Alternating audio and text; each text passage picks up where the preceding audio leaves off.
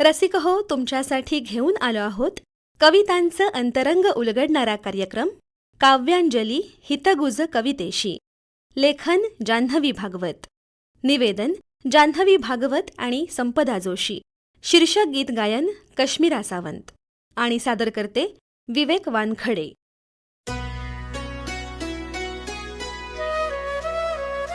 शब्द आणि सुरांचे हे हितगुज काव्यांजली, काव्यांजली हितगुज कवितेशी.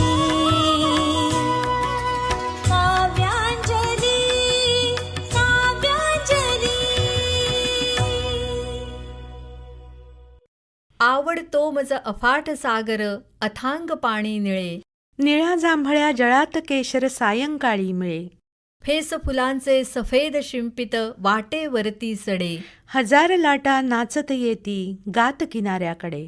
नमस्कार श्रोते हो, मी जान्हवी आणि मी संपदा आजच्या कार्यक्रमात आपलं मनःपूर्वक स्वागत करतो. श्रोते हो, ही कविता तुम्ही ओळखलीच असेल. कविश्रेष्ठ कुसुमाग्रज म्हणजेच वि.वा. शिरवाडकर यांची ही कविता. सागराच्या विशालतेचं दर्शन घेताना मनात येणारे विविध विचार त्यांच्या या कवितेत आहेत. साधीच शब्दरचना असलेली ही कविता आपलं मन मात्र वेधून घेते. विशेषतः खडकावरून कधी पाहतो मावळणारा रवी. ढगाढगाला फुटते तेव्हा सोनेरी पालवी. प्रकाशदाता जातो जेव्हा जळाखालच्या घरी. नकळत माझे हात जुळोनी येती छातीवरी. नकळत माझे हात जुळोनी येती छातीवरी. श्रोते हो, या ओळी आपल्याला खूप आवडतात. निसर्गाला शरण जाण्याची वृत्ती आणि त्याच्याविषयी असलेलं आकर्षण या दोन्ही गोष्टींची प्रकर्षानं जाणीव होते. वाचकाला काव्य आवडणं म्हणजे काव्यातील अनुभूती वाचकानं दत्तक घेणं, ती आपलीच आहे असं मानणं. अशी काव्य त्याला आत्माविष्काराचं समाधान देतात, दुःखात सांत्वन देतात, सुखाचा गुणाकार करतात आणि संकटकाळात आधारही देतात. श्रोते हो, असं कवी कुसुमाग्रजांनीच म्हटलंय. हे किती खरं आहे ना? हो ना, कवितेतली प्रतिमा आपल्याला आपलीशी वाटते. याचा आपण कित्येकदा अनुभव घेतो. म्हणूनच त्यांची कविता वर्षानुवर्षे आपल्या मनावर अधिराज्य गाजवते. ती आपल्याला विचार करायला लावते, वास्तव स्वीकारायला शिकवते. कठीण परिस्थितीचा सामना करायला शिकवते. म्हणूनच कोलंबसाचे गर्वगीत ही त्यांची कविता कित्येकांची आवडती कविता आहे. प्रेरणादायी अशी कविता आहे. हजार जीव तुझ्या गरजू दे. प्रतिध्वनीने त्या समुद्रा डळमळू दे तारे. विराट वादळ हेलकावू दे पर्वत पाण्याचे. ढळू दे दिशा कोन सारे. अशी या कवितेची सुरुवात आहे. कोणत्याही प्रकारची आणि कितीही वादळं आली तरी न डगमगता त्या वादळांना तोंड देण्याची क्षमता स्वतःमध्ये निर्माण करायला पाहिजे. ताठपणं उभं राहिलं पाहिजे हे शिकवणारी ही कविता. आपल्या सहकाऱ्यांना प्रोत्साहन देण्यासाठी, त्यांच्यात परिस्थितीला तोंड देण्याचं धैर्य निर्माण करण्यासाठी कोलंबस हे म्हणतोय. आणि महासागरात आपण नौका लोटली आहे, ती काही परत फिरण्यासाठी नाही आणि हार मानण्यासाठी तर नाहीच नाही. म्हणूनच कवितेच्या शेवटी कुसुमाग्रज लिहितात, अनंत अमुची ध्येयासक्ती. अनंत अन आशा. किनारा तुला पामराला. किनारा तुला पामराला. श्रोते हो, या कवितेतून त्यांनी संकटासमोर न झुकता लढण्याची, नवी गोष्ट शोधण्याची आणि आत्मविश्वासानं जगण्याची उर्मी दिली. श्रोते हो, त्यांची कणा ही कविता देखील अशीच आहे. खूपदा आपण ती ऐकलीही असेल. तिच्यातही असेच स्फूर्तिदायी विचार त्यांनी मांडलेले आहेत. ती कविताही कित्येकांना प्रेरणादायी वाटते, लढण्याचं बळ देते. गरजा जय जयकार क्रांतीचा या कवितेचंही असंच आहे. ही कविता त्यांनी 1939 मध्ये लिहिली. तेव्हाचा काळ हा स्वातंत्र्यपूर्व काळ होता. अनेकांना तुरुंगवास भोगावा लागला होता. त्याच काळात डमडमच्या तुरुंगात काही राजबंद्यांनी प्राणांतिक उपोषण सुरू केलं होतं. ते राजबंदी मृत्यूच्या दाराशी येऊन ठेपले होते. त्याच काळात कुसुमाग्रजांनी ही कविता लिहिली. शाहीर अमर शेख यांनी ती गाण्याची परवानगी त्यांच्याकडे मागितली. मूळच्याच स्फूर्तिदायक असलेल्या या कवितेत शाहीर अमर शेख यांच्या गायनानं चेतना धग निर्माण केली. याच संदर्भात कुसुमाग्रजांनी एक आठवण सांगितली होती. अमर शेख तुरुंगात ही कविता नेहमीच गात असत. एकदा जेलरनं विनंती केली की तुरुंगातून बाहेर जाण्यापूर्वी कृपया एकदा माझ्या घरी या. त्याप्रमाणे अमरशेख तिथं गेले. तुरुंगातले सगळे अधिकारी आणि कैदी तिथं दाटीवाटीनं बसले होते अमरशेख यांनी नेहमीच्याच आवेशपूर्ण आवाजात कविता गायली. आणि कैदखाना सांभाळणारेच त्यावेळी स्वेच्छेनं कैदी झाले होते. हाच त्या कवितेचा सन्मान. खरं श्रोते हो, असा सन्मान फार थोड्या व्यक्तींना लाभतो. श्रोते हो, कुसुमाग्रजांच्या अनेक कवितांविषयी बोलायचा मोह होतोय. पण तो टाळून आम्ही वळतोय पृथ्वीचं प्रेमगीत या त्यांच्या कवितेकडे.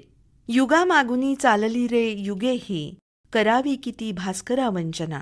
किती काळ कक्षेत धावू तुझ्या मी, कितीदा करू प्रीतीची याचना. अशी या कवितेची सुरुवात आहे. अतिशय भावस्पर्शी अशी ही कविता. सूर्य आणि पृथ्वी यांच्या विफल प्रेमाची ही कथा आहे.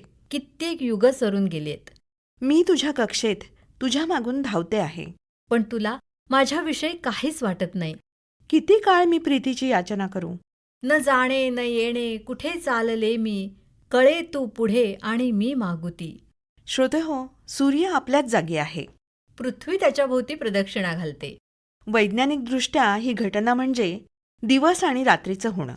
पण त्याकडे जेव्हा कवीच्या सौंदर्य दृष्टीनं पाहिलं जातं, तेव्हा अशी सुंदर कविता साकारते. पृथ्वीच्या मनाची भाषा कवीला कळते. म्हणून ते म्हणतात, न जाणे न येणे कुठे चालले मी केवळ तुझ्या मागे चालते आहे. तुझ्याकडे प्रेमाची याचना करीत तुझ्या मागेच फिरते. दिमाखात तारे नटोनी थटोनी, शिरी टाकती दिव्य उल्का फुले. परंतु तुझ्या मूर्ती वाचुनी देवा, मला वाटते विश्व अंधारले. आकाशातले सारे तारे माझ्यावरती उल्का फुलांचा वर्षाव करताहेत. पण तुझ्याशिवाय मला सगळं विश्व अंधारलेलं वाटतंय. श्रोते हो, यातली उल्का फुलं ही कल्पना किती मनमोहक आहे ना. उल्कापात होतो ते पतन नसून फुलं वाटतात, प्रीतीचं प्रतीक बनून इथं येतात. त्यात पुढे ती असंही म्हणते, सूर्य सोडता अनेक ग्रह तारे तिच्यावर प्रेम करतायत. पिंजारलेल्या केसांचा धूमकेतू, लाजरा मंगळ, संन्यस्त ध्रुवतारा, प्रेमळ आर्जव करणारा शुक्र, हे सगळे तिला आकर्षित करण्याचा प्रयत्न करत आहेत. पण हे सगळं तिला नकोय.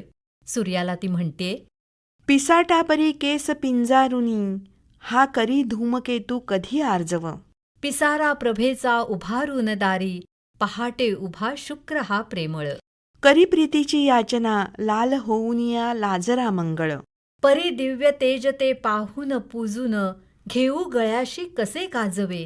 नको क्षुद्र शृंगार तो दुर्बळांचा, तुझी दूरता त्याहुनी साहवे. दुर्बलांशी शृंगार थाटण्यापेक्षा तुझी दूरता सहन करत मी जगेन. पृथ्वीच्या दिव्य दृढ प्रेमाची साक्ष या ओळींमधून आपल्याला जाणवते. शेवटी ती म्हणते, अमर्याद मित्रा तुझी थोरवी अन, मला ज्ञात मी एक धुली कण. अलंकारण्याला परिपाय तुझे, धुळीचेचा आहे मला भूषण. सूर्याच्या तेजावर थोरवीवर निष्ठा असलेली पृथ्वी स्वतःकडे कमीपणा घेऊन त्याच्या प्रेमात विरहात अजूनही युगे युगे तशीच तृषार्त राहायला तयार आहे. उदात्त आणि निस्वार्थ अशा प्रेमाचं प्रतीक असलेली ही कविता पृथ्वीचं प्रेमगीत. श्रोते हो, पृथ्वीचं प्रेमगीत आपण ऐकलं. पण आपण कधी असा विचार केलाय का, सूर्याला पृथ्वीने विचारलेल्या प्रश्नांना तो उत्तरं कशी देईल याचा? पण श्रोते हो, असा विचार मनात येणारी आणि पृथ्वीला सूर्याचं उत्तर काय असेल हे कवितेतून लिहिणारी एक कवयित्री आपल्याकडे आहे. प्राजक्ता जोशी तिचं नाव. तिने पृथ्वीच्या प्रेमगीताला उत्तर म्हणून सूर्याचं प्रेमगीत लिहिलंय. ती कविता संपदा आता आपल्याला वाचून दाखवेल. खूप वर्षापूर्वी विचारलेल्या तुझ्या प्रश्नाचं आज उत्तर द्यावंसं वाटतंय. मनातलं आज तुझ्याजवळ सारं व्यक्त करावंसं वाटतंय.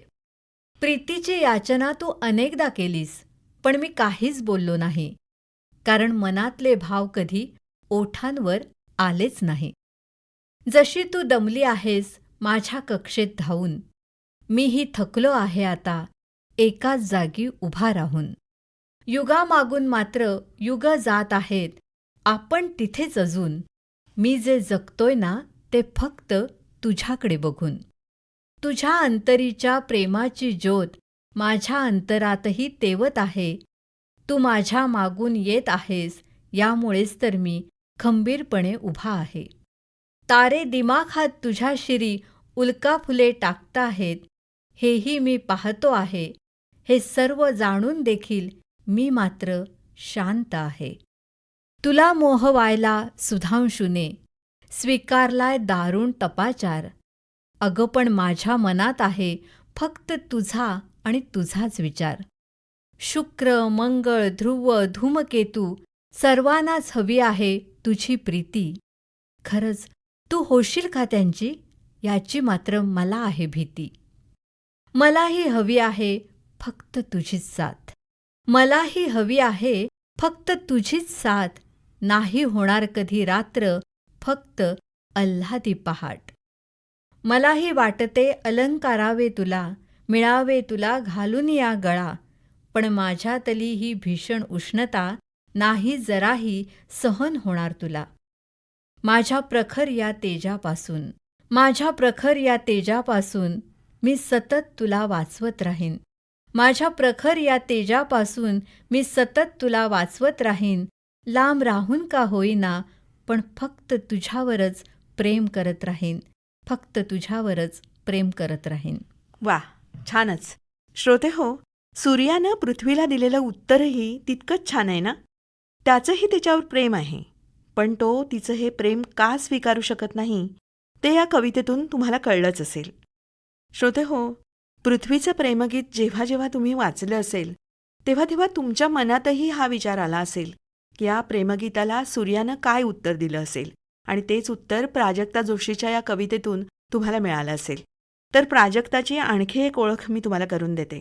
ही प्राजक्ता म्हणजे आमच्या संपदा जोशींची कन्या आहे. संपदा, प्राजक्ताने खरंच खूप छान कविता लिहिली आहे ही. धन्यवाद. जान्हवी, आता आपण नेहमीच्या प्रथेप्रमाणे आपल्या कवींची ओळख करून घेऊया. हो ना. विष्णू वामन शिरवाडकर म्हणजेच ज्ञानपीठ पुरस्कार विजेते कवी कुसुमाग्रज. युगप्रवर्तक कवी म्हणून त्यांना म्हटलं जातं. तरल भावकविता, संयत भाषा आणि समाजातील अनेक स्तरांवरील संघर्षांचं चित्रण करणारे एक तेजस्वी कवी हीच त्यांची ठळक प्रतिमा आहे. श्रोते हो, त्यांचा पहिला कविता संग्रह जीवनधारा 1933 मध्ये प्रकाशित झाला. विशाखा, समिधा, किनारा, मराठी माती, छंदोमयी, मुक्तायन, प्रवासी पक्षी, समिधा, माधवी, मारवा हे त्यांचे कविता संग्रह. तर ऑथेल्लो, आनंद, किमयागार, दूरचे दिवे, जेथे चंद्र उगवत नाही, वीज म्हणाली धरतीला, नटसम्राट ही त्यांनी लिहिलेली काही सुप्रसिद्ध नाटकं. या व्यतिरिक्तही त्यांनी विपुल लेखन केलंय. अंतराळ, प्रेम आणि मांजर, फुलवाली, सतारीचे बोल हे कथासंग्रह, तर कल्पनेच्या तीरावर, जान्हवी या कादंबऱ्याही प्रसिद्ध आहेत. त्यांच्या नटसम्राट या नाटकाला साहित्य अकादमीचा पुरस्कार मिळाला. तर विशाखा या कविता संग्रहाला ज्ञानपीठ पुरस्कार प्राप्त झाला. आणि साहित्य क्षेत्रातील योगदानाबद्दल पद्मभूषण पुरस्कारानंही त्यांना गौरवण्यात आलं. आत्मनिष्ठ आणि समाजनिष्ठ अशा प्रकारचं त्यांनी लेखन केलं. श्रोते हो, कवी कुसुमाग्रजांविषयी, त्यांच्या कवितेविषयी बोलू तितकं कमीच आहे. मराठी भाषेतील दैदिप्यमान रत्न असंच त्यांना म्हणावं लागेल, इतकं त्यांचं साहित्य श्रेष्ठ आहे. अगं म्हणूनच तर 27 फेब्रुवारी हा त्यांचा जन्मदिवस आपण मराठी भाषा गौरव दिन म्हणून साजरा करतो. हो ना. जवळपास 4 दशकांपेक्षा जास्त काळ मराठी साहित्यावर ठसा उमटवणारे श्रेष्ठ प्रतिभावंत कवी, नाटककार, कथाकार, आस्वादक, समीक्षक विष्णू वामन शिरवाडकर तथा कुसुमाग्रज यांचा आणि त्यांच्या कवितेचा अल्पसा परिचय करून देण्याचा आम्ही प्रयत्न केला. श्रोते हो, आजचा हा कार्यक्रम कसा वाटला हे आम्हाला अवश्य कळवा. त्यासाठी आम्हाला मेसेज करा. आमचा व्हॉट्सॲप नंबर आहे 94 035 73 485. आणि आजच्या या कार्यक्रमातून मी जान्हवी आणि मी संपदा आपला निरोप घेतोय. नमस्कार. शब्द आणि सुरांचे हे हितगुज काव्यांजली, काव्यांजली, हितगुज कवितेशी. काव्यांजली, काव्यांजली. श्रोते हो, आपण ऐकत होता कवितांचं अंतरंग उलगडणारा कार्यक्रम काव्यांजली हितगुज कवितेशी. लेखन जान्हवी भागवत. निवेदन जान्हवी भागवत आणि संपदा जोशी. शीर्षक गीत गायन कश्मीरा सावंत आणि सादरकर्ते विवेक वानखडे.